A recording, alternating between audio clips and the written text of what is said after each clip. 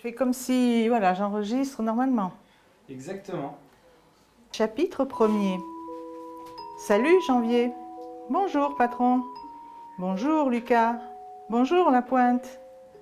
En arrivant à celui-ci, Maigret ne pouvait s'empêcher de sourire. Au départ, il y a un texte et une voix. Une voix qui vient donner vie à ces lettres et ces mots que les non-voyants ne peuvent plus déchiffrer. Claudine est donneuse de voix, comme d'autres peuvent être donneurs de sang. Elle enregistre ses lectures et les met à disposition des adhérents de la bibliothèque sonore. La veille, un dimanche gris et venteux, avec des rafales de pluie froide qui rappelaient l'hiver. Et soudain, bien qu'on ne fût que le 4 mars, on venait de se réveiller au printemps. Comment êtes-vous devenue donneuse de voix? Pour moi, c'était une idée assez ancienne, parce que j'avais un papa qui était myope, très très myope, et qui petit à petit, voilà, il voyait moins. Et une personne de son entourage, un jour, lui avait proposé justement de lui faire lire des livres audio, enfin écouter des livres. Et moi, je sais pas, je devais avoir une dizaine d'années, peut-être pas. Dans ma tête, j'ai dit ça, c'est une excellente idée. Donc un jour, je ferai ça. Et puis les années ont passé, voilà, le travail, le reste. Et à la retraite, je me suis dit, c'est ça qu'il faut que je fasse. Donc j'ai contacté la bibliothèque sonore et me voilà arrivée là. En 43 années d'existence, la bibliothèque sonore de Limoges a enregistré près de 300 livres. Des livres que l'on peut emprunter à la BFM ou par correspondance.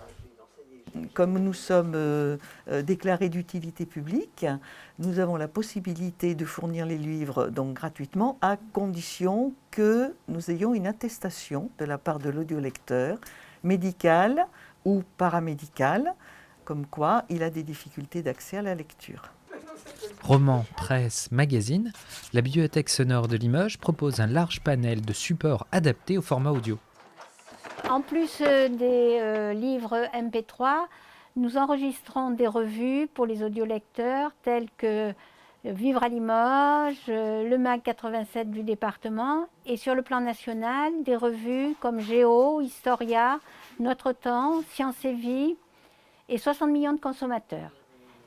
Nous les téléchargeons et nous les enregistrons sur CD que nous envoyons aussi à nos audiolecteurs qui le désirent. Grâce à Internet, les catalogues des 113 bibliothèques sonores de France sont mutualisés, ce qui permet aux audiolecteurs d'emprunter des livres de la France entière. L'association, reconnue d'utilité publique, est en recherche de nouveaux donneurs de voix. Pour cela, rien de plus simple. Vous nous contactez par téléphone ou par mail. On vous propose un rendez-vous. L'un de nous, qui n'est pas là aujourd'hui, vous aidera à trouver le bon matériel, le bon réglage. Parce que le donneur de voix, il enregistre chez lui. Et il fait quelques tests avec nous. On lui apprend à utiliser un petit peu son propre matériel. Il lui faut un ordinateur, il lui faut un casque, un micro. On préfère un micro-casque pour avoir plus de liberté pour suivre en même temps le livre et puis ce qui se passe sur l'écran. Télécharger un logiciel qui est libre de droit et à partir de là, il se lance et il enregistre. Écoutez. Il leur lut le texte, lentement, en appuyant sur certains mots. Tel fut le commencement d'une affaire qui allait donner à Maigret plus de soucis que bien des crimes s'étalant à la première page des journaux. Tu fais insérer l'annonce dans le Figaro, dans les 2 journaux. Une sonnerie annonçait le rapport, le vrai, et Maigret, un dossier à la main, se dirigea vers le bureau du directeur.